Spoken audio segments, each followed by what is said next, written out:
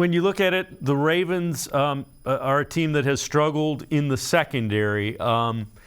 Is that put on your play calling hat? Are you looking for matchups and allowing Jacoby Brissett to identify matchups? Is that something that he does? Yeah, he does. You know, it's funny. They have Peters and they have Humphrey. They should be very good, but they're not. They're struggling right now in terms of coverage, and I think it has to do with the overall concept of the defense right now. They got a new coordinator this year, and I still think they're learning their stuff. But yeah, I think he creates matchups, and I think he's a really good matchup.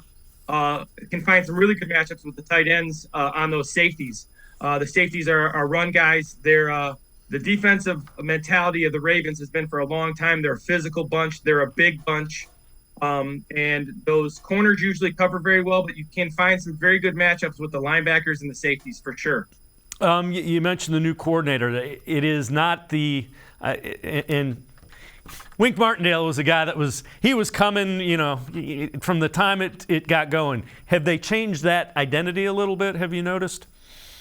Well, they're still an odd front. I think the personnel, they still have they don't blitz nearly as much as of right now as they did in the past. But the thing that they have, they're an odd front, and they're really, really big. They're even big for NFL terms. They're huge inside.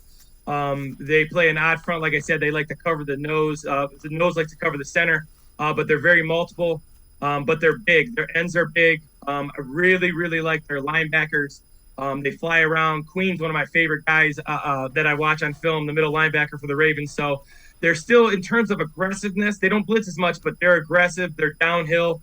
They're going to force the Browns to pass the ball. They're going to load the box, and they're going to force the Browns to get it in the air. Doesn't necessarily mean it has to be 25, 30 yards downfield, but they're going to make the Browns pass, I believe. And the other thing is big guys, and you mentioned Queen, that will help. Against a zone type of run, what have you noticed about the big guys?